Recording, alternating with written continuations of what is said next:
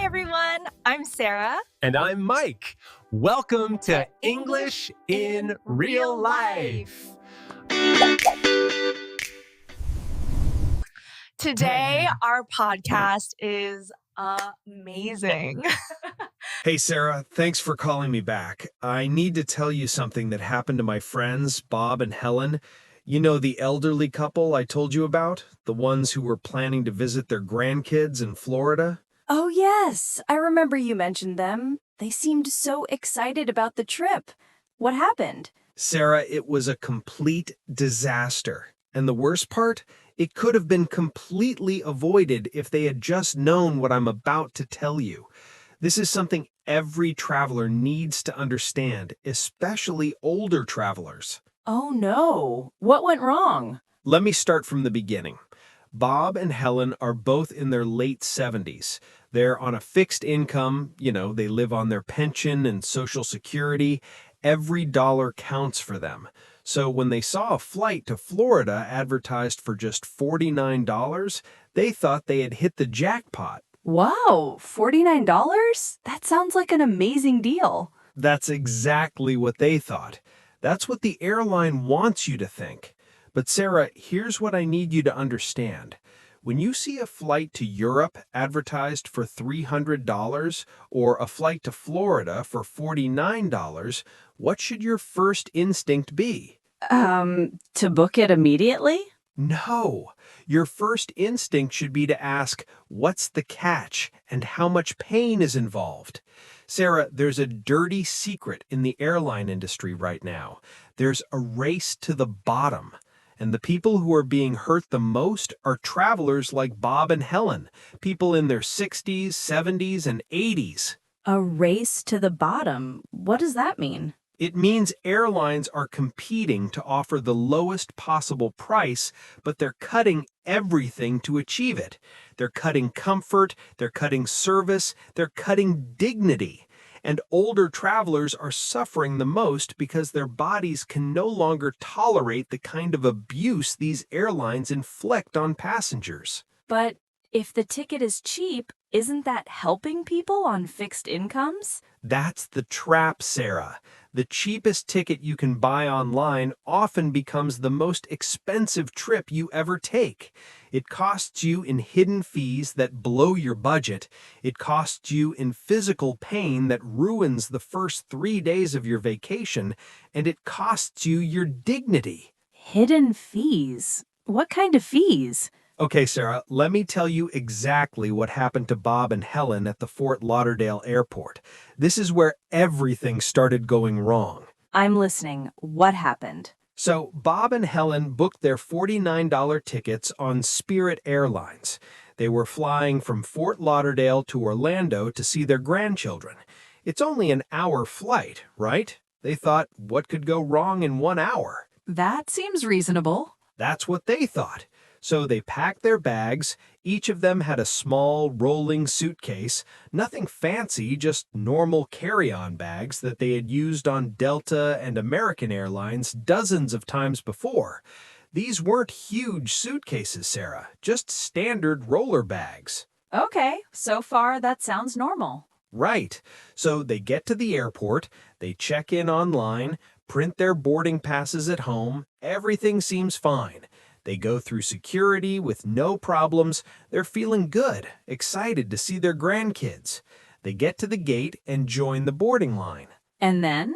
And then the gate agent stops them. Bob told me later that the gate agent looked at their bags and immediately called them over. The agent said, "Sir, ma'am, those bags are too big for the personal itemizer. You're going to have to pay for carry-ons." Wait, what? Too big? But you said they were normal sized. Exactly. Bob was completely confused. He said to the gate agent, "But we always carry these on. These are standard carry-on bags. We've used them on other airlines."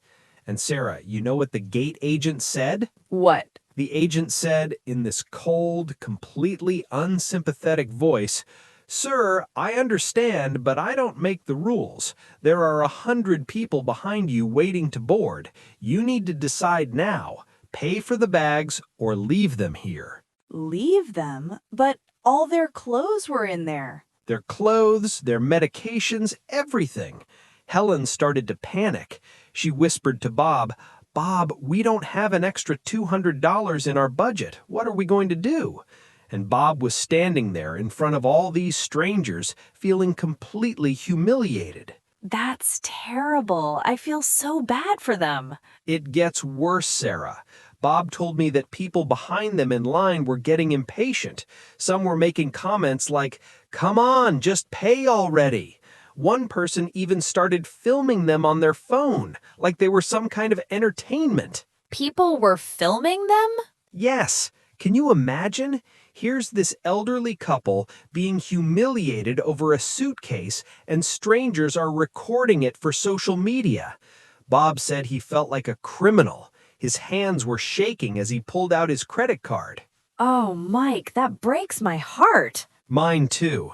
He said to me later, "Mike, I've never felt so small in my life. I'm 78 years old. I worked as an electrician for 45 years. I raised 4 kids, put them all through college, and a 25-year-old gate agent made me feel worthless over a suitcase." That's awful. Did they make them pay right there in front of everyone?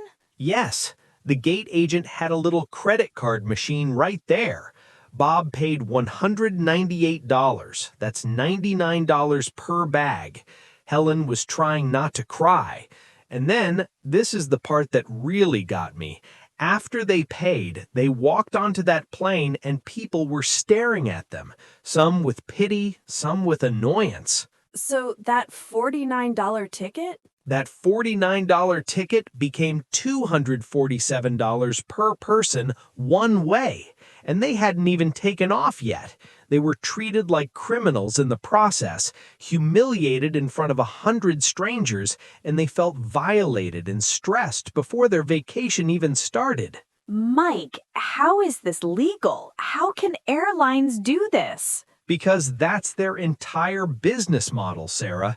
Let me explain exactly how these ultra-low-cost carriers work, because you need to understand this so it never happens to you. Please, yes, I need to understand this. Okay, Sarah, listen carefully because this is important. These airlines are called ultra-low-cost carriers in the industry. That stands for ultra-low-cost carriers. In the United States, this is Spirit Airlines and Frontier Airlines. In Europe, it's Ryanair and EasyJet.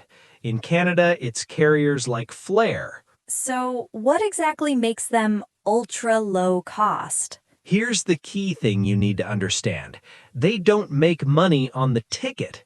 They often lose money on the ticket. Wait, what? Then how do they stay in business? The ticket price is a lie, Sarah. It's designed to get you to their website. Once you're booked, once you've committed, that's when they get you. Their entire business model is based on what the industry calls ancillary revenue. Ancillary revenue? What does that mean? Ancillary means extra or additional. Ancillary revenue is money the airline makes from services beyond just the ticket. Let me give you examples of what they charge for. Okay, I'm taking notes. First, baggage fees. They charge for carry-on bags. We already talked about that. Bob and Helen paid $99 per bag at the gate. If you want to check a bag, that's another fee, usually $30 to $60 per bag, depending on when you pay. That's already more than the ticket. Exactly. Second, seat selection fees. If you want to choose where you sit, you have to pay. If you want to sit with your spouse or friend, you have to pay. Otherwise, they assign you random seats and you might be separated by 20 rows. They charge you to sit together? Yes, the fee is usually $5 to $50 per seat, depending on where it is. Front of the plane costs more, exit row costs more, even a regular middle seat might cost $10 to $15. This is unbelievable. Wait, there's more. Third, priority boarding. If you don't want to be in the last boarding group fighting for overhead space, you pay extra, usually $10 to $30. So let me get this straight. You pay for bags, you pay to choose your seat, and you pay to board early? Yes. And fourth, food and beverages. On these airlines, everything costs money. A bottle of water, $3. A soda, $3. A small snack, $5 to $10. A sandwich, $10 to $15. They charge for water? They're supposed to give you free water if you ask, but they make it difficult. They don't come around offering it. You have to ring the call button and ask, and sometimes the flight attendants act annoyed about it. What else do they charge for? Fifth, printing boarding passes. If you don't print your boarding pass at home or download it on your phone, some of these airlines charge $2 to $10 to print it at the airport. For a piece of paper? Yes. And sixth, changing or canceling your flight. If something comes up and you need to change your flight, the fee can be $99 to $200 plus the difference in fare. If you cancel, you lose everything. No refund, no credit. So basically, they charge for everything that used to be included. Exactly, Sarah. Let me break down what Bob and Helen's trip actually cost. They paid $49 for the ticket, then $99 per bag times 2 bags equals $198. They had to buy seat selection to sit together, $20 more. They bought water and snacks on the plane, $15. Total for one way, $282 per person. Almost $300 for a 1-hour flight? Yes, and we haven't even talked about the return flight yet. But before I tell you what happened on the way home, I need to explain something even more dangerous, the physical harm these airlines cause. Physical harm? What do you mean? After Bob and Helen paid for their bags and boarded the plane, they discovered another problem. The seats were torture devices. Torture devices? Come on, Mike, that's a bit dramatic. No, Sarah, I'm serious. Let me explain something called seat pitch, because this is critical for your health, especially for older travelers. Seat pitch? What's that? Seat pitch is the industry term for the distance from one point on your seat to the exact same point on the seat in front of it. It's measured in inches, and it basically determines how much leg room you have. Okay, so what's a normal seat pitch? Great question. 20 years ago, the standard on most airlines was 33 to 34 inches. That was considered normal and reasonably comfortable. Today, on regular airlines like Delta, American, and United, standard economy is usually 30 to 32 inches. So they've reduced it by a couple inches? Yes, but Sarah, here's where it gets dangerous. On ultra-low-cost carriers like Spirit and Frontier, the seat pitch has shrunk to 28 or 29 inches. Some planes even have 27 inches. Is that a big difference? It's only a few inches. Sarah, it's a huge difference. Think about it. If you're 25 years old, flexible, and in good health, 28 inches is uncomfortable but manageable. But if you're 65, 70, or 75 years old like Bob and Helen, it's a medical hazard. A medical hazard? That sounds serious. It is serious.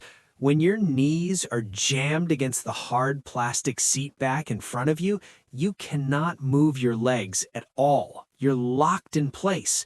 Your knees are pressed against the seat. You can't extend your legs. You can't cross your legs. You can't shift position. That sounds really uncomfortable. It's not just uncomfortable, Sarah. It's dangerous. For flights over 3 hours, this immobility significantly increases your risk of something called deep vein thrombosis, or DVT. DVT, what's that? Deep vein thrombosis means blood clots that form in the deep veins of your legs. When you sit still for long periods without moving, your blood flow slows down. This can cause clots to form.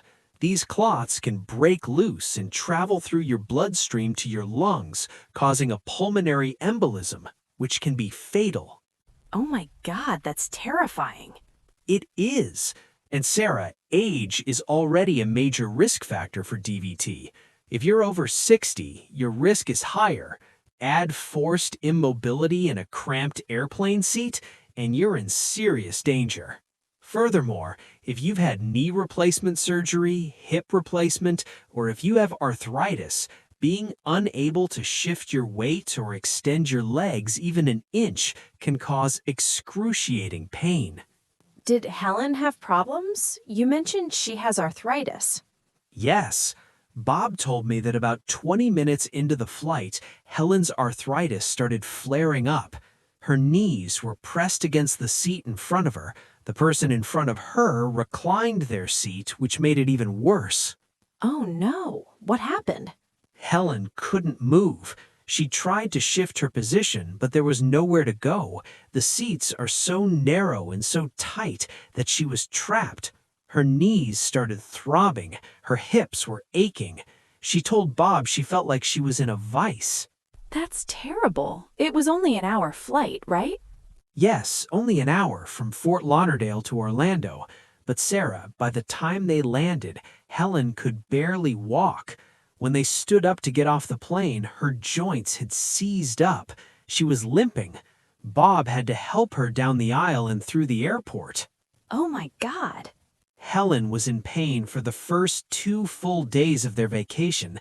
They had planned to go to Disney World with the grandkids on the first day, but Helen couldn't walk that much. She had to take pain medication and rest, so that cheap ticket ruined the first 2 days of their trip. Mike, this is awful. How did people not know about this? Most people don't think about it until it happens to them. Sarah, I'm going to give you a really important tip. Before you book any flight on any airline, I want you to go to a website called seatguru.com. Seatguru.com? What does it do? It's a website where you can look up any flight and see the exact seat map. You enter the airline name, flight number, and date, and it shows you the plane configuration. More importantly, it shows you the seat pitch. So I can see before I book how much legroom I'll have? Exactly.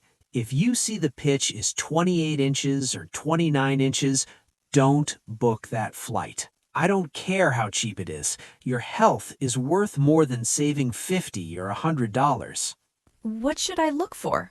Look for flights that offer at least 30 inches of seat pitch, preferably 31 or 32 inches in standard economy. That extra 2 or 3 inches makes all the difference for your comfort and health, especially on flights longer than 2 hours. So this is really good information, Mike. Thank you for explaining this. But wait, you said there was more that went wrong? What happened on their return flight? Oh, Sarah, the return flight was even worse. This is where they encountered what I call ghost protocol airlines. Ghost protocol? That sounds mysterious. I wish it were just mysterious. It's actually terrifying, especially for older travelers. Let me tell you what happened. Okay, I'm ready. So, Bob and Helen had been in Orlando for 5 days visiting their grandchildren. They had a wonderful time, despite Helen's leg pain from the flight down.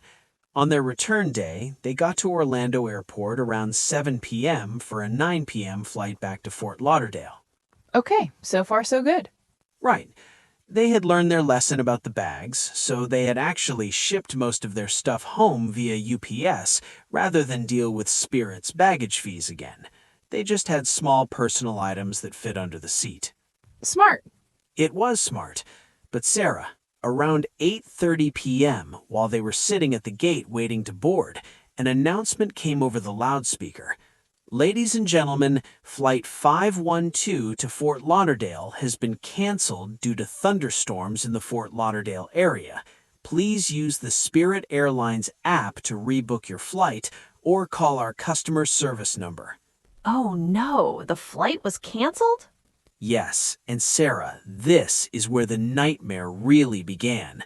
You see, Bob and Helen don't have smartphones. They have a basic flip phone for emergencies. They can make calls and send simple text messages, but they can't download apps or browse websites. Oh, so they couldn't use the app. Right. So Bob asked the gate agent, "Where do we go to rebook our flight? Is there a service desk?" And you know what the gate agent said? What? She said, "There's no service desk for Spirit in this terminal, sir. You need to use the app or call the 1-800 number." And then she just walked away. She just left them there? Yes. Sarah, let me explain what's happening in the airline industry right now. These ultra-low-cost carriers are desperately trying to cut labor costs. The easiest way to do that is to fire customer service agents and replace them with apps, chatbots, and automated phone systems. But what about people who don't have smartphones? Exactly, that's the problem. This creates what's called a digital divide, a gap between people who can easily use technology and people who can't, and older travelers are punished the most. That's discrimination. It feels like it. Think about it, Sarah. When a flight is canceled at 9 p.m. and you're stranded at an airport, what would you do? I guess I'd use my phone to rebook? Right. A 25-year-old can whip out their smartphone, open the airline app, rebook in 30 seconds, and order an Uber to a hotel. It's easy. But if you're not comfortable doing complex transactions on a smartphone under immense pressure, or if you don't have a smartphone at all, you're completely abandoned. So, what did Bob and Helen do? Bob tried calling the 1-800 customer service number. He stood there with his flip phone pressed to his ear for almost an hour. The automated system kept saying, "We are experiencing unusually high call volumes. Your estimated wait time is more than 4 hours." 4 hours? Yes, and every few minutes the system would say, "You can also rebook instantly using our app." But they couldn't use the app. So Bob stayed on hold.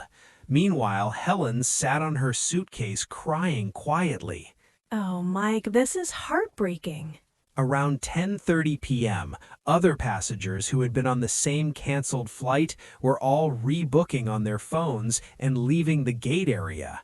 Bob and Helen watched everyone else solve their problem while they sat there stuck. Bob told me he felt helpless and stupid, even though it wasn't his fault at all. They shouldn't have to feel that way. I know. Finally, around 11 p.m., a kind young woman noticed them sitting there looking distressed. She came over and asked if they needed help. Bob explained the situation, and this angel of a person said, "Here, use my phone. I'll help you rebook." Oh, thank God someone helped them. Yes, but Sarah, by then, 2 hours after the cancellation, all the flights for the next day were completely full. The earliest available flight was 2 days later. 2 days? What did they do? They had to book the flight 2 days out. Then they had to find a hotel, but the airline wouldn't pay for it because weather cancellations aren't their responsibility. Bob had to pay for a hotel out of his own pocket. How much was the hotel? The cheapest hotel near the airport was $180 per night. 2 nights equals $360. Plus, they needed to eat meals, breakfast, lunch, dinner for 2 days. That's at least another $150 total.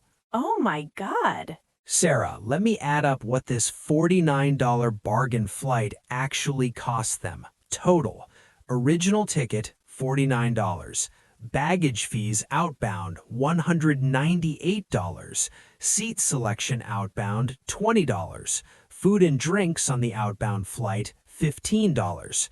Return flight ticket, $49. Hotel for 2 extra nights, $360. Meals for 2 extra days, $150. Transportation to and from the hotel, $40. What's the total? $881 total. That one-way $49 flight turned into an $881 nightmare. And that's not even counting the emotional stress, Helen's physical pain, and the humiliation they felt. Mike, this is so wrong. I'm angry too, Sarah. That's why I'm telling you this story. This is why I'm teaching you to avoid these airlines. Okay, Mike, I'm convinced. Never fly Spirit, Frontier, or any of these ultra-low-cost carriers. But what about regular airlines? Can I trust them? Well, that's a bit complicated. There's one more trap I need to warn you about, and it's being run by the airlines you think you can trust. Oh no, what now? You see, Sarah, airlines like American, United, and Delta saw these budget carriers attracting customers with low prices, so they decided they wanted to compete for those price-sensitive customers, but they didn't want to lower their regular economy prices because that would hurt their revenue. So what did they do? They created a new class of service called Basic Economy. Basic economy. That sounds basic. Basic means stripped of all dignity, Sarah. Here's how the trap works. You go to Google Flights or Expedia to search for a flight. You see United Airlines $250, and you think, oh, good, a real airline, not some budget carrier. Right, that seems safe. But what you don't realize is that the $250 price is for a basic economy ticket that has been stripped of almost everything that makes flying tolerable. What do they take away? First, on United domestic flights, basic economy passengers are not allowed a full-size carry-on bag, period. You can bring a small personal item only, like a backpack that fits under the seat. If you bring a rolling suitcase to the gate, they'll charge you $65 or more to check it. But that's just like Spirit. Exactly. They copied the worst parts of Spirit's model. Second, you get no seat selection. The airline assigns you a random seat at check-in. This almost guarantees you'll be in the middle seat, and if you're traveling with a friend or spouse, you'll almost certainly be separated, sometimes by 20 rows. They separate couples? Yes. And third, you board in the last boarding group. You board the plane when every overhead bin is already stuffed full. You have to do this walk of shame past everyone who's already seated, searching for your middle seat in the back near the bathroom. This is embarrassing. It's designed to be. They want to humiliate you into paying more next time. But Sarah, here's the real scam. You don't actually save money with basic economy. What do you mean? Let's say basic economy is $250 and regular economy is $290. You think you're saving $40, right?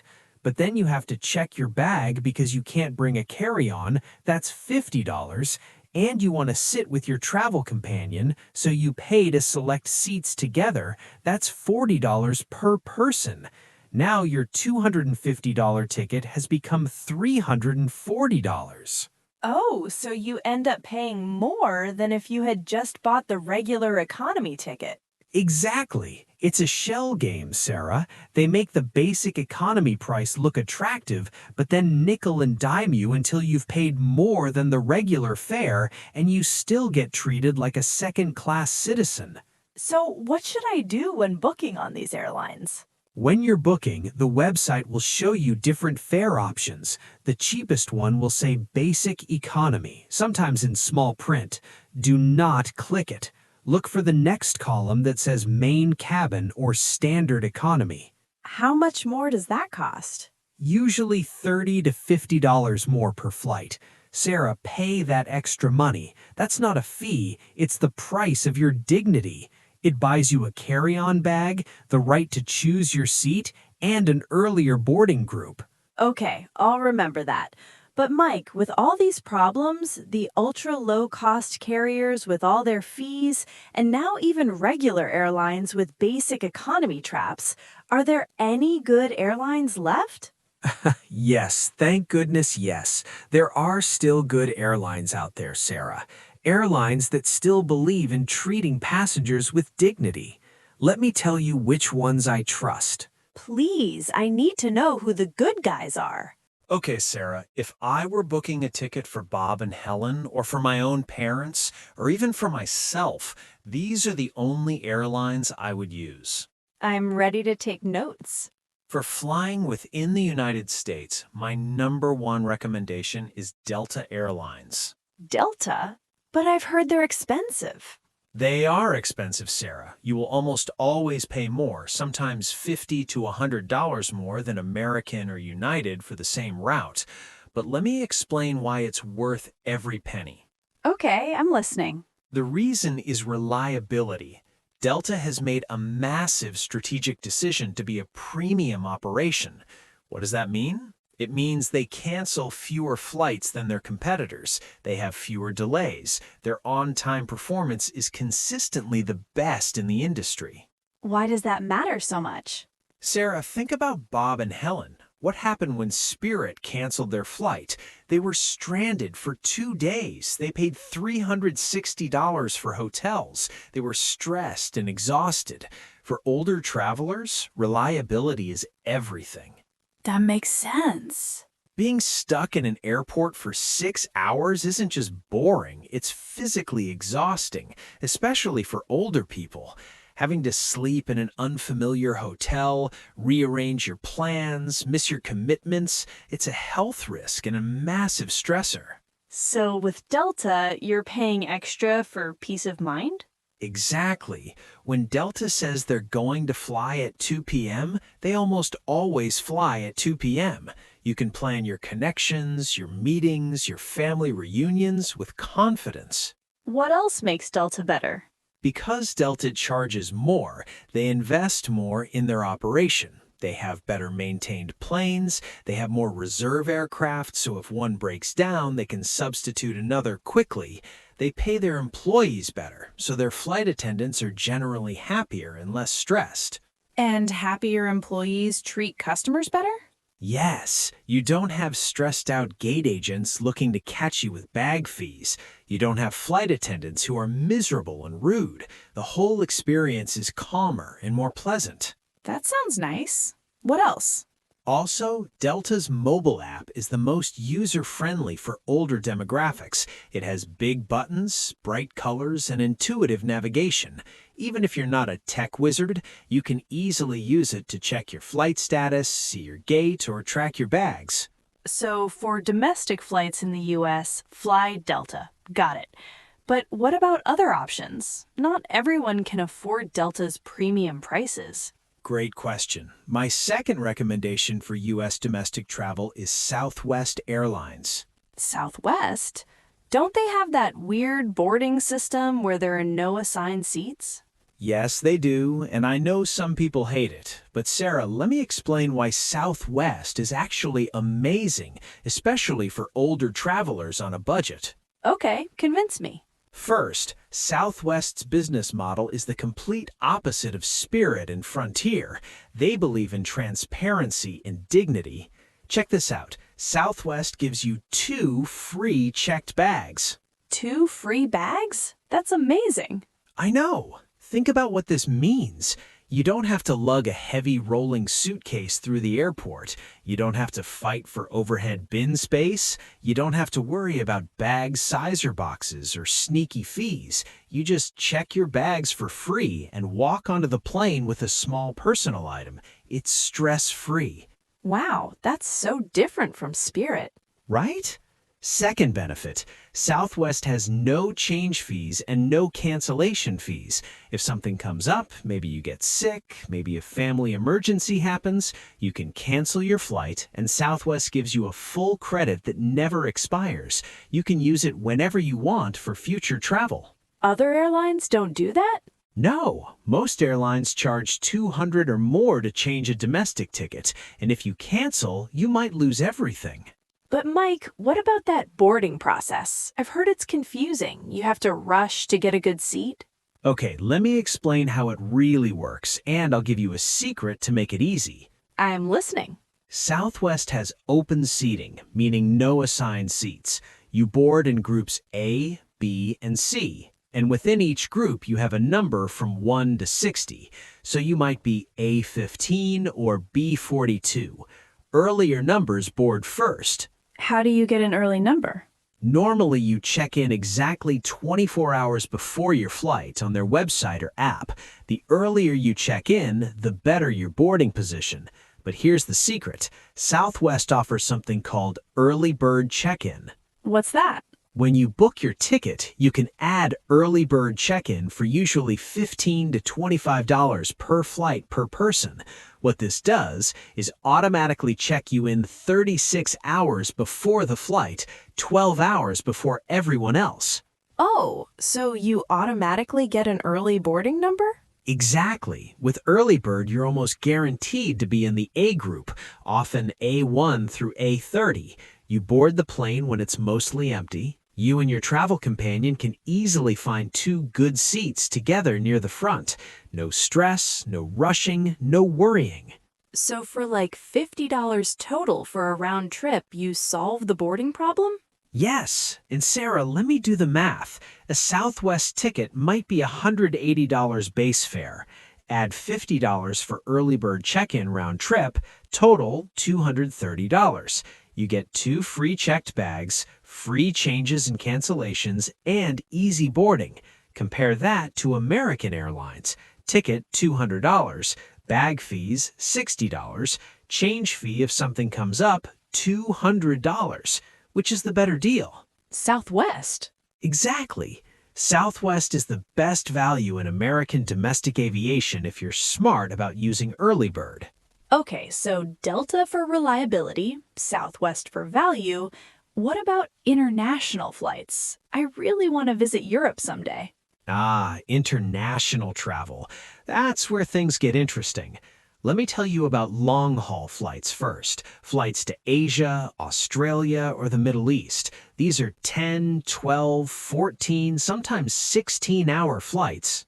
That's a long time to be on a plane. Exactly. And Sarah, here's my advice. Do not fly a U.S. carrier in economy class on these routes if you can possibly avoid it.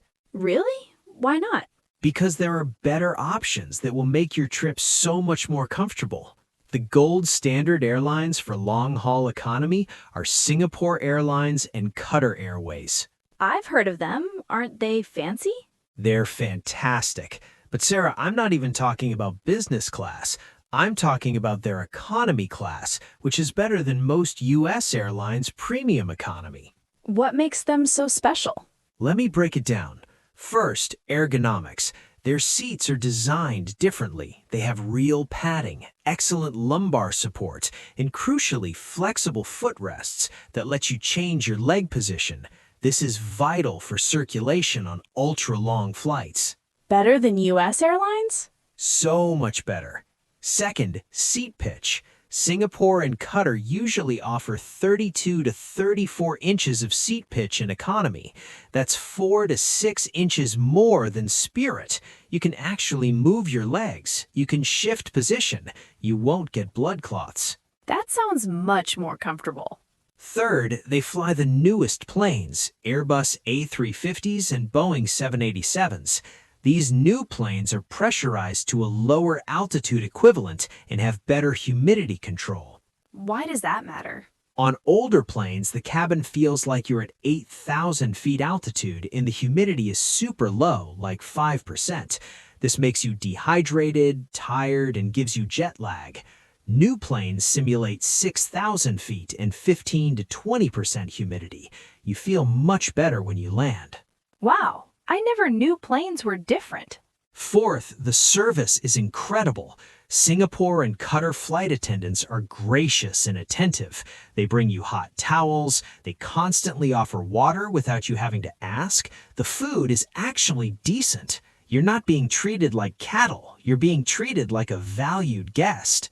But these airlines must be really expensive, right? Actually, not always. Sometimes they're competitive with U.S. carriers, and sometimes they're only $100 to $200 more. Sarah, if you're spending $3,000 or $4,000 on a dream vacation to Asia or Australia, spending an extra $200 on a better flight is worth it.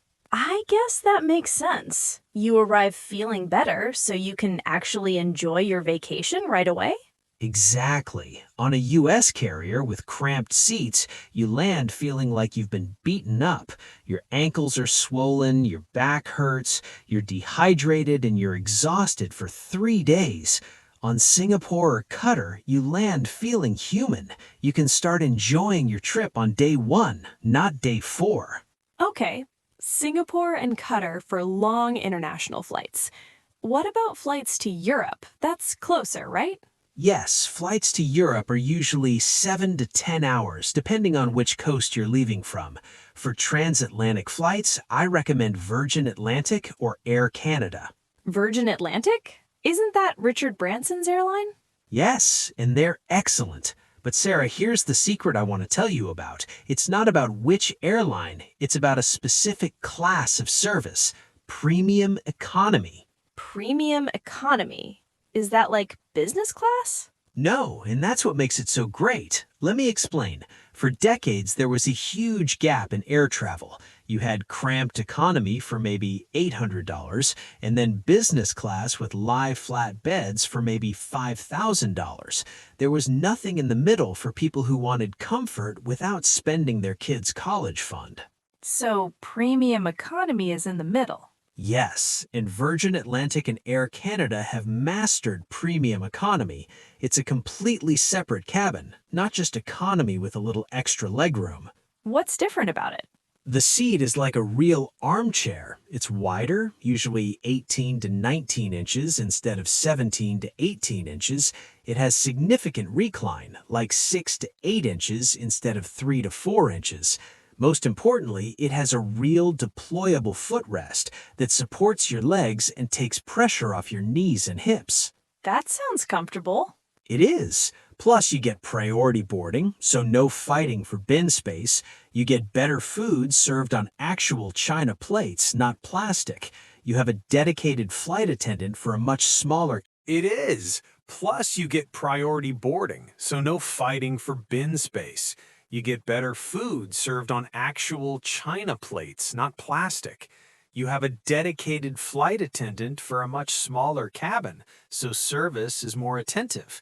Your water glass never sits empty. But Mike, premium economy must cost a fortune.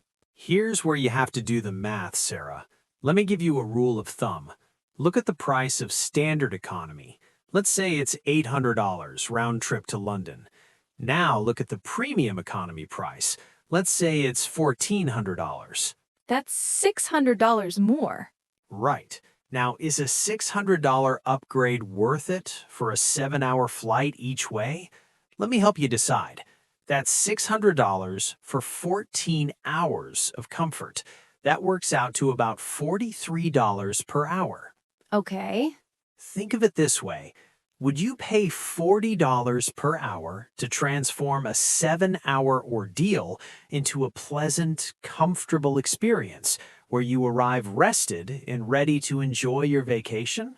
When you put it that way, yes. Exactly, because here's what happens with cheap economy. You arrive in London exhausted, dehydrated, your back is killing you, and you spend the first 2 or 3 days of your vacation just recovering from the flight. With premium economy, you land feeling good. You can start sightseeing immediately. Those first 3 days of your vacation are actually enjoyable. So the $600 upgrade actually gives you back 3 days of vacation? Yes, your vacation is more valuable if you're not spending half of it recovering from a torture chamber flight. Sarah, here's my rule. If the premium economy upgrade is less than $300 to $400 per direction for a flight over 6 hours, buy it. It's worth it. Okay, this is all amazing information, Mike. Sarah, I know I've been talking a lot, but I want to make sure you understand the big picture here. No, this has been incredibly helpful. I'm learning so much. The most important lesson from Bob and Helen's story is this. Stop sorting flights by lowest price and booking the cheapest option. But isn't saving money important? Of course it is. But Sarah, you're not actually saving money when you book that $49 Spirit flight. By the time you add all the fees, bags, seats, boarding, food, drinks, you've paid $250 or more. Plus, you've suffered physically and emotionally. That's true. And if the flight gets canceled, you might pay even more for hotels. Exactly. Bob and Helen thought they were being financially responsible by choosing the cheapest ticket, but that $49 deal ended up costing them $881 total. If they had just paid $120 for a Southwest ticket, they would have had free bags, free seat selection, better customer service, and no extra hotel costs. So paying more up front can actually save you money in the end. Yes, and more importantly, it saves you pain, stress, and humiliation. Sarah, at every stage of life, but especially for older travelers, you need to value yourself enough to refuse to be treated poorly. That's a great way to put it. Your health is your most valuable asset. Saving $100 on a ticket is meaningless if it costs you days of pain from cramped seats, or if you get a blood clot, or if you're humiliated by a gate agent. Be willing to pay a little bit more for reliability on Delta. Be willing to invest in early bird on Southwest. Be willing to do the math on premium economy for that bucket list international trip. Stop rewarding the airlines that treat us badly. Exactly. Vote with your wallet. Fly with carriers that respect you and treat you like a valued customer, not like self-loading cargo. Self-loading cargo. That term is so awful. I know. That's actually real airline industry slang for passengers. Can you believe it? That tells you everything about how some airlines view us. It does. But Sarah, remember, there are still good airlines out there.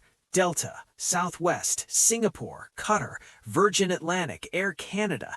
These airlines still believe that passengers deserve dignity and comfort. Support them. I will. Mike, thank you so much for telling me Bob and Helen's story and explaining all of this. I feel like I just got a masterclass in how to fly smart. You're welcome. I just don't want you or anyone else to go through what they went through. Travel should be joyous, Sarah. It should be exciting. It should open your world. It should not be an endurance test where you're treated like garbage. Travel well, travel smart, travel safe. Exactly. Now, I think we should call Lisa and have her break down all this vocabulary for us. I used a lot of technical terms. Oh, yes, I have so many terms I want to understand better. Let me call her right now. Hi, Sarah. Hi, Mike. I heard you two have been having quite the intense conversation about airlines. Sarah, yes. Mike just told me this incredible story about his friends Bob and Helen, and he used so many terms I've never heard before. Can you help us understand them all? Of course, that's exactly what I'm here for. I've actually been listening to your conversation, and I've made a comprehensive list of all the important aviation vocabulary you need to know. This is going to be a detailed lesson, so get comfortable. Category 1, Basic Airline Vocabulary. First, let's cover fundamental terms that every traveler should know. Fare. This is the price you pay for your airline ticket. It's spelled F-A-R-E. Don't confuse it with fare, F-A-I-R, which means just or reasonable. A fare is the cost of your flight. Example, the fare from New York to London was $800. Round trip ticket, a ticket that includes both your outbound journey and your return journey. You fly from point A to point B and back to point A. Example, I bought a round trip ticket from Miami to Seattle. One-way ticket, a ticket for just one direction of travel with no return included. Example, I only need a one-way ticket because I'm moving to California permanently. So, Bob and Helen bought one-way tickets? Initially, yes, they booked one-way Fort Lauderdale to Orlando and then separately one-way Orlando to Fort Lauderdale. That's actually more expensive than booking a round trip. Non-stop flight. A flight that goes directly from your departure city to your destination with no stops at all. Example, I prefer non-stop flights because I don't want to waste time in other airports. Direct flight. This is tricky because it sounds like non-stop, but it's different. A direct flight goes from your origin to your destination without changing plane numbers, but it might make stops along the way where some passengers get off and others get on. You stay on the same aircraft. Example, my flight from New York to Los Angeles is direct, but it stops in Chicago for 45 minutes. Connecting flight or connection. When you have to change planes during your journey, you land at an intermediate airport, get off the plane, and board a different aircraft. Example, I have a connecting flight in Atlanta between my home and Miami. Layover, the waiting time between connecting flights at an intermediate airport. Example, I have a 3-hour layover in Dallas before my next flight. Category 2, types of airlines. Now let's talk about the different business models of airlines because this is crucial to understanding Mike's warnings. Legacy carrier. These are the traditional, well-established airlines that have been operating for decades. In the U.S., this includes Delta, American, and United. They typically offer more services and have a more extensive route network. Example, United is a legacy carrier with flights to destinations all over the world. Budget carrier or low-cost carrier, LCC. Airlines that offer lower ticket prices but charge extra for services that legacy carriers might include.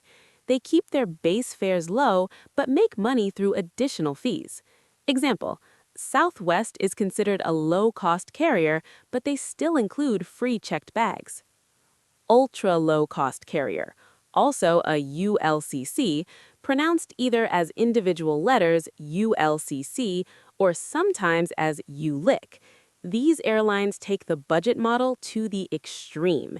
They offer incredibly cheap base fares, but charge for almost everything else. Carry-on bags, seat selection, water, printing boarding passes. Their entire strategy is based on unbundling services.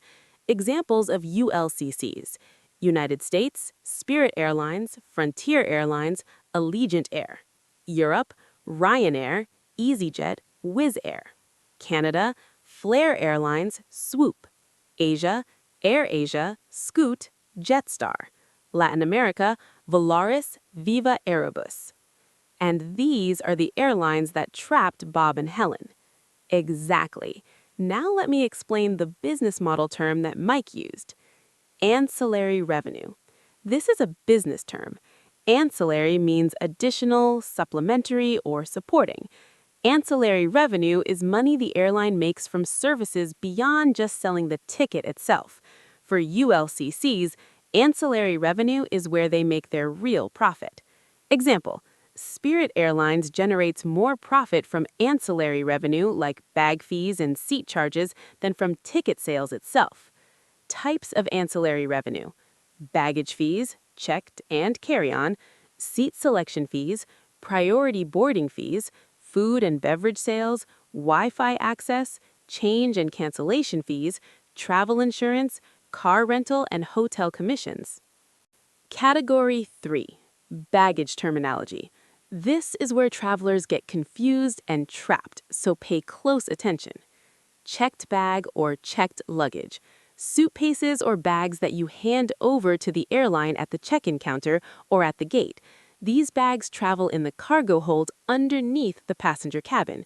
You retrieve them at baggage claim after you land. Example, I checked 2 bags because I'm staying in Europe for 3 weeks. Carry-on bag. A bag that you bring with you into the passenger cabin and store in the overhead compartment above your seat. There are size restrictions. Typical carry-on dimensions: 22 by 14 by 9 inches, which is 56 by 36 by 23 centimeters. Example, I only travel with a carry-on bag to avoid baggage claim weights. Personal item. A smaller bag that must fit under your seat in front of you, not in the overhead bin. This is typically a purse, laptop bag, small backpack, or briefcase. Typical personal item dimensions: 18 by 14 by 8 inches, which is 45 by 35 by 20 centimeters.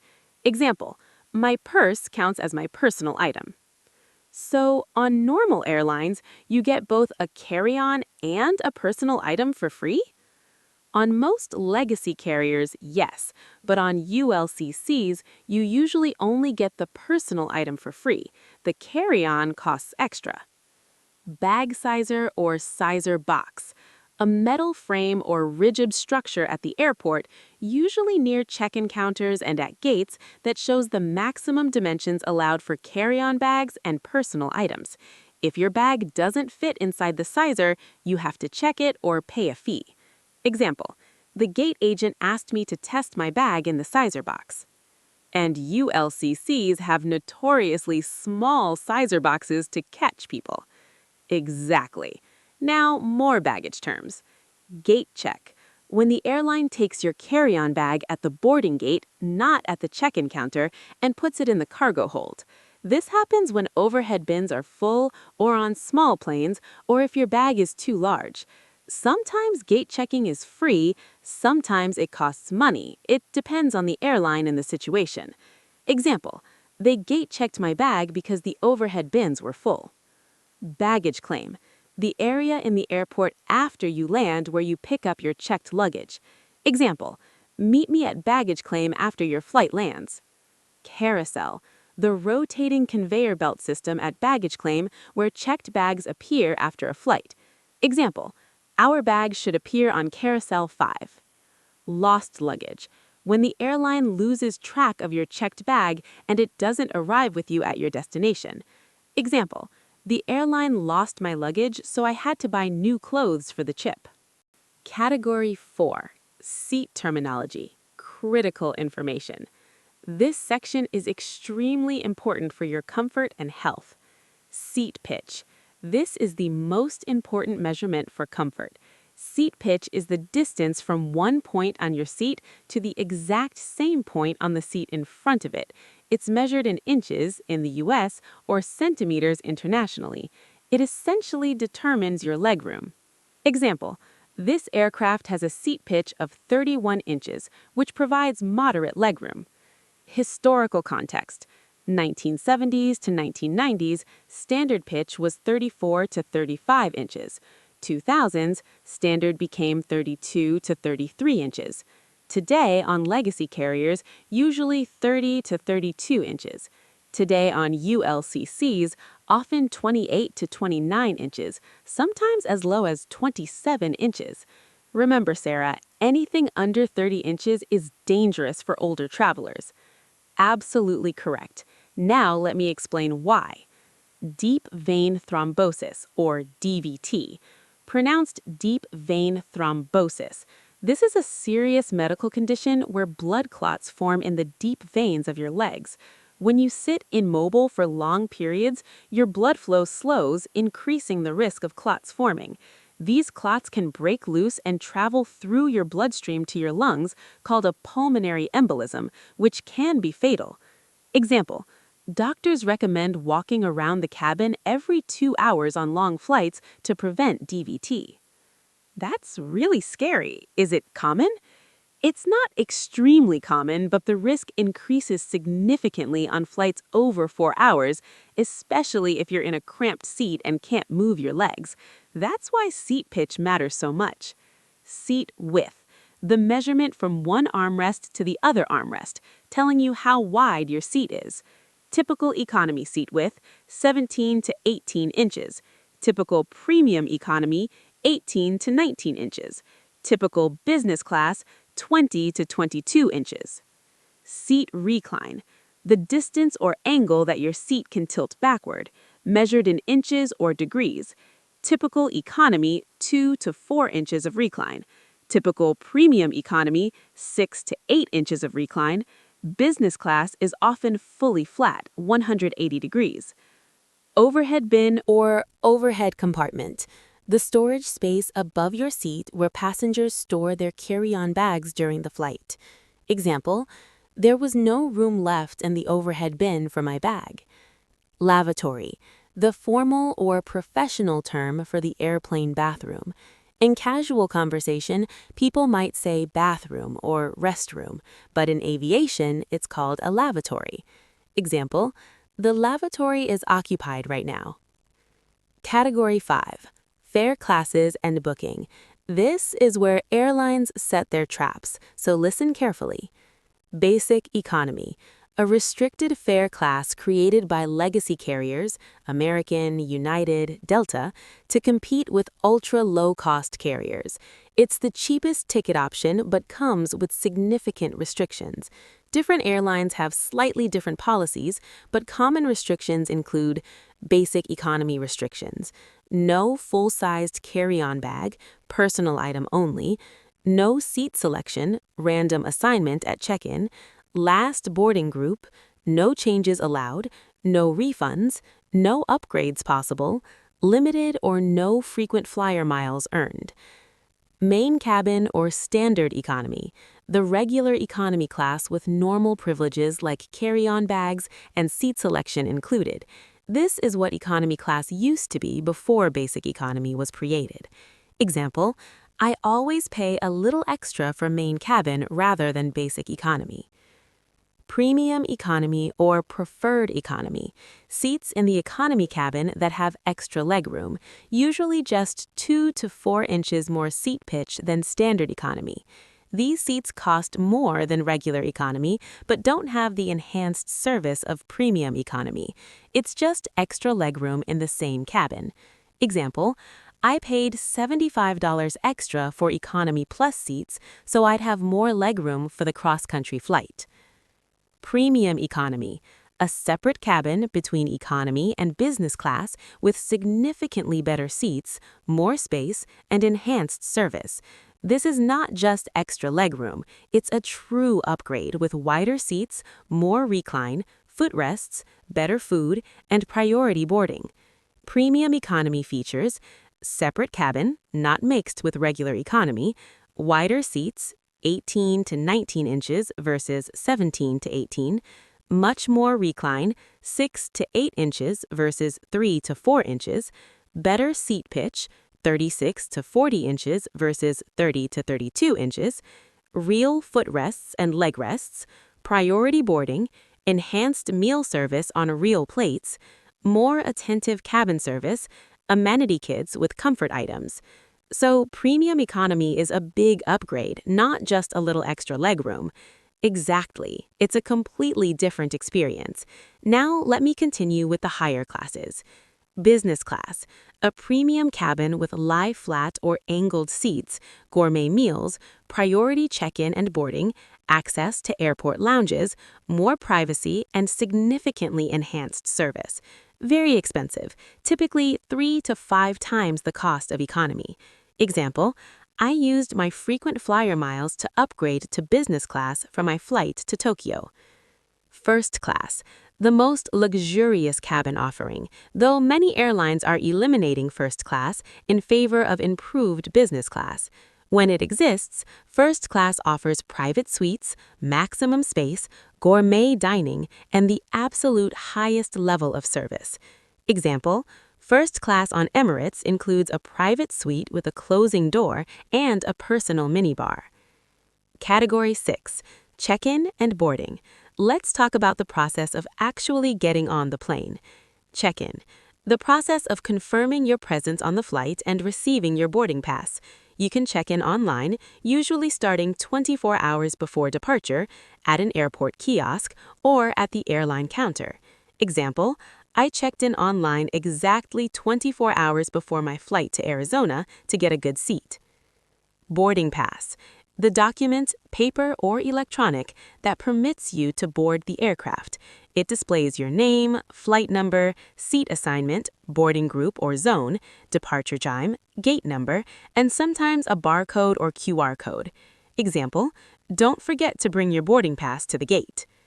Gate, the specific doorway or area in the airport terminal where passengers board a particular flight. Gates are numbered or lettered. Example, our flight departs from gate B12. boarding group or boarding zone. Airlines divide passengers into groups that board in sequence. Group 1 or Zone 1 boards first, then Group 2, etc. Your boarding group is printed on your boarding pass. Typical boarding order: passengers needing assistance, first class passengers, business class passengers, premium economy passengers, elite status frequent flyers, main cabin passengers divided into groups, basic economy passengers board last. Early Bird Check-in, a paid service offered by Southwest Airlines. For $15 to $25 per person per flight, Southwest automatically checks you in 36 hours before departure, 12 hours before regular check-in opens. This guarantees you an early boarding position. Example: I always buy early bird check-in on Southwest, so I don't have to worry about getting a good seat. Mike is saying this is the secret weapon for Southwest flying. Gate agent, the airline employee who works at the departure gate. They make announcements, scan boarding passes, handle seat changes, deal with issues, and coordinate the boarding process. Example: the gate agent announced that our flight would be delayed 30 minutes. Deadheading, industry term for when airline crew members, pilots, and flight attendants travel as passengers, usually to get to another city where they'll work a flight. They're not working during the deadhead flight, just traveling. Example: I was deadheading from New York to Los Angeles to start my flight schedule. Category 7. Delays, cancellations, and problems. Unfortunately, things go wrong. Here's vocabulary you need when problems occur. Delay: when a flight departs or arrives later than its scheduled time. Example: our flight was delayed 2 hours due to weather. Cancellation: when the airline decides not to operate a scheduled flight at all. Example: they announced the cancellation of all evening flights due to the snowstorm. Mechanical issue or mechanical: a problem with the aircraft that needs to be repaired before the plane can fly. This could be anything from a broken overhead bin to a faulty engine. Example: we had a mechanical issue, so they brought a different plane to the gate. Crew timeout: when the flight crew, pilots, and flight attendants reaches their legal maximum working hours and must stop. Federal regulations strictly limit how long crew members can work to prevent fatigue-related safety issues. Example: the delay caused a crew timeout, so they had to find a replacement crew. Weather delay: when weather conditions make flying unsafe or impossible. This includes thunderstorms, snow, ice, fog, or high winds. Example: we had a weather delay because of thunderstorms over Atlanta. Rebooking: getting a new flight assignment after your original flight is canceled or missed. Example: after the cancellation, I spent 3 hours trying to get rebooked. Standby: waiting at the gate hoping to get on a flight that's fully booked in case seats become available due to no-shows or cancellations. Example: I'm on standby for the earlier flight hoping someone doesn't show up. Stranded: when you're stuck at an airport or location unable to continue your journey, usually due to cancellations or missed connections. Example: we were stranded at the airport overnight after our connecting flight was canceled. That's what happened to Bob and Helen. Category 8. Customer service. Let's talk about how to get help when you need it. Customer service: the department or function that helps passengers with problems, questions, bookings, and complaints. Example: I called customer service to change my flight date. Call center: a facility, or nowadays often a virtual facility, where customer service agents answer phone calls from customers. Example: I was on hold with the call center for an hour. Chatbot: an automated computer program designed to simulate conversation with human users. Many airlines now use chatbots instead of human agents for basic questions. Example: I tried using the airline's chatbot, but it couldn't help with my complex rebooking situation. Service desk or ticket counter: the physical location at the airport where airline employees help passengers with check-in, ticketing, rebooking, and problem resolution. Example: there was a huge line at the ticket counter after the cancellation. Ghost Protocol Airlines. This is Mike's informal term, not official industry language, for airlines that have eliminated most human customer service and force passengers to use apps, websites, and automated systems with no human backup. Example, Spirit is a Ghost Protocol airline. When my flight was canceled, there was nobody to help me in person. I made up that term, but it perfectly describes the problem. Category 9. Fees and charges. Let's talk about money and all the ways airlines charge you. Base fare. The advertised ticket price before any taxes, fees, or additional charges are added. Example, the base fare was $200, but with taxes and fees, my total was $285. All-in price, or total price. The final price you pay including the base fare plus all taxes, Fees and charges. Example, make sure you look at the all-in price, not just the base fare. Baggage fee, money charged to check bags or, on some airlines, to bring a carry-on bag. Example, the baggage fee was $35 per bag each way. Seat selection fee, money charged to choose your specific seat in advance rather than being randomly assigned. Example, I paid a $20 seat selection fee to sit in the exit row. Change fee, the penalty charged to modify your ticket dates, times, or route. Example, the change fee was $200 plus the difference in fare. Cancellation fee, the penalty charged if you cancel your ticket. Example, if I cancel, there's a $150 cancellation fee and I lose the rest of the ticket value. No change fee, a policy where you can change your flight without penalty, though you might have to pay any fare difference. This is a major benefit offered by Southwest. Example, Southwest has no change fees, so I can adjust my travel dates if needed. Priority boarding fee, money charged to board earlier than your assigned group, giving you better access to overhead bin space. Example, I paid a $25 priority boarding fee to avoid checking my bag. Category 10. Useful tools and websites. Mike mentioned some resources. Let me explain them properly.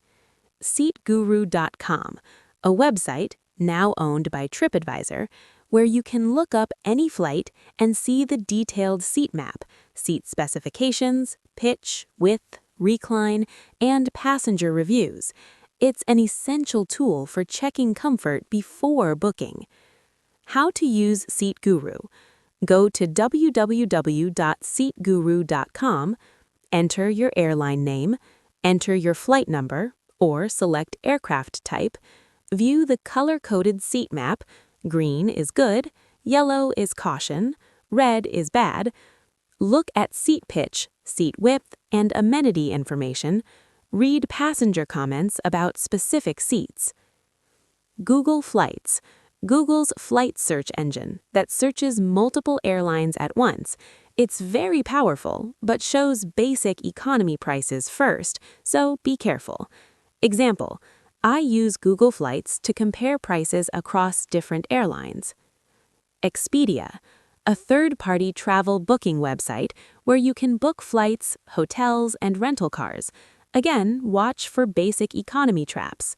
Example, I booked my entire vacation package through Expedia. Kayak, another travel search engine similar to Google Flights and Expedia. Skiplagged, a controversial website that finds hidden city ticketing deals. Note, airlines prohibit this and might penalize you. Mike used several English phrases and idioms. Let me explain them. The catch, the hidden problem, drawback, or disadvantage in something that seems too good to be true. Example, a $49 flight sounds great, but what's the catch? Meaning, what's the hidden problem?